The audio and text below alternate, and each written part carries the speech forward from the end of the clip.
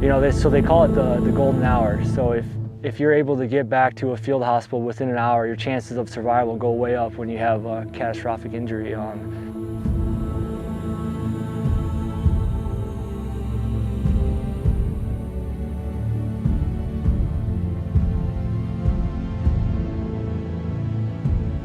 My name is Joseph Woodke. I'm originally from a small farming community called Port Hope, Michigan. Once I was getting ready to go graduate high school, I really didn't know what I wanted to do, and really wasn't looking forward to just going to college or not. So I ended up enlisting in the Marine Corps right out of high school. Within just over a year of enlisting, I found myself being deployed to Afghanistan when I was only 19 years old. The unit in Afghanistan had taken some heavy losses, so they needed some help. So we were sent in to support them, and we were back in the Helmand province fighting just outside of Sangin. We had been there for a couple months, and on March 29th of 2011, in the middle of the night, we set up some support by fire. We were going on a mission. We had been taking some pretty heavy indirect fire from a Taliban position. We finally got some intel on where they were at, so we were going after them. And as we picked up early in the morning to start moving on to position, I was wounded.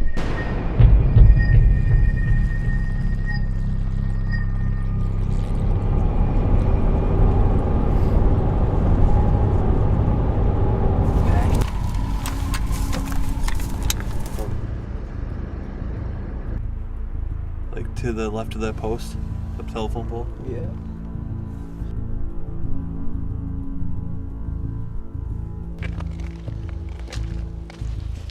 Good? Yeah. The skyline. That's him. Okay. I'm not sure. Need him to keep going left. That's a nice one. Alright. So he was looking back. His body and his head are facing to the left. 2 does and 3 small bucks, about 225 yards from here. We're hoping that the big one, I said he'll come in the same way. And then Joey's hopefully gonna set up on one of these sides. Hopefully get a shot at him.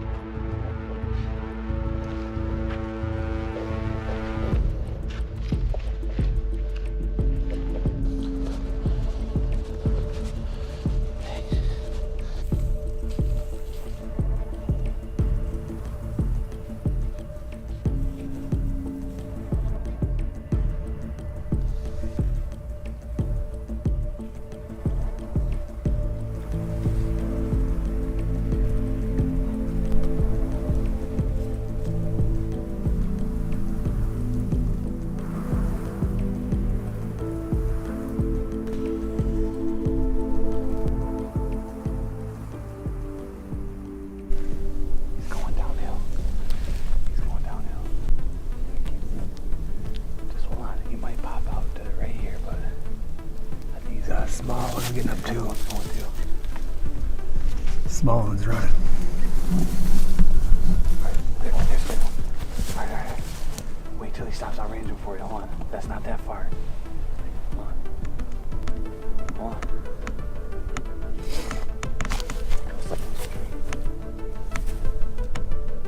Alright.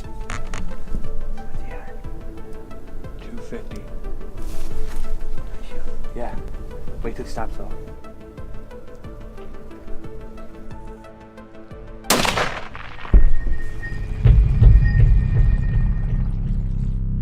So they call it the golden hour. So if you're able to get back to a field hospital within an hour, your chances of survival go way up when you have a catastrophic injury. So on March 29th, 2011, we set up a support by fire position as we were about getting ready to move into what we believed was a Taliban stronghold. And when we picked up in the morning to start moving, I only took a few steps and I stepped on a pressure plate IED, improvised explosive device. When I tried to sit up and I realized that I couldn't, and then as I started looking around, I realized how badly I actually had been wounded. And then the pain really just set in, and it was overwhelming. I felt like I was on fire. And as I kind of settled down and realized what was going on, I was looking around and I was trying to talk to the guys, were you able to stop the bleeding? you know, like, am I injured anywhere else? Is anybody else injured? Is everybody else okay? And, you know, so they're talking to me, trying to keep me calm. At a certain point, I got into like a mindset where I knew that if I just closed my eyes, you know, all the pain would go away and everything would just be fine. And you know, it was a weird, surreal feeling that came over me. And as I kind of started feeling myself fall into that, I was like, you know, this isn't where my story ends. I gotta keep fighting. And then I snapped out of that, and everything came rushing back. And you know, I knew I was going to be in for a long fight, but you know, that wasn't going to be how I went out. Wow.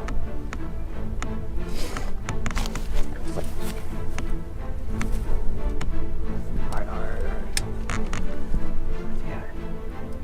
250. Yeah. Wait till he stops though. 250, Joey. You got him. Wait, keep on him. All right, get another one racked. He's not popping out anywhere, so that might be good.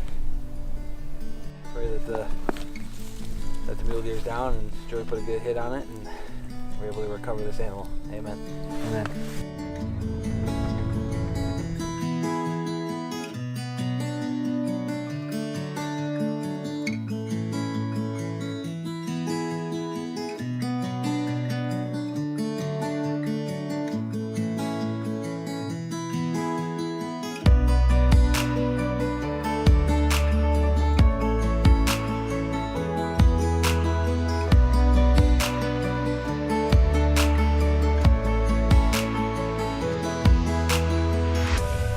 I'm so grateful for, you know, the clean harvest and for this animal, and Trekking Outdoors and Kyle for having me out here, and just really appreciate it, man. It's you know, awesome opportunity, and I couldn't be more grateful. I was 21, straight out of the battlefield. Now I found myself, you know, being a double amputee.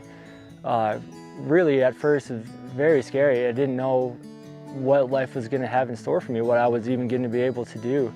Shortly after I moved to Tennessee, one of my buddies had started playing some disabled sports, and so I started going out to, you know, practice with him, and that's when we found sled hockey. And at first it was just us guys going out and having fun. You know, we were terrible, just learning the game. I had never played hockey before. I didn't even know all the rules. But as we kept playing and working harder, you know, we just started getting better. We started getting noticed by, you know, the U.S. coaches and getting asked to come try out and things. And it took a few years, but then once I graduated from college, I told myself I'd give myself a year to really get in the gym and skate as much as possible and try and you know, make the U.S. national team, and I was able to do that. But we ended up getting to compete in the Czech Republic for the World Championships, which we won. And then the next year, it was the Winter Games in Beijing. So that was obviously nerve-wracking. Every year you have to try out, so just trying to stay on the team, get to that, and pretty soon I found myself heading to China. It was absolutely, you know, amazing experience. You know, we're out there for almost a month, and we ended up beating Canada 5-0 in the gold medal game. So I had worked for years at this point to get there, and just the opportunity to get back out, put that flag back on my shoulder and represent, you know, the United States, the country that has given me so much, just meant the world to me.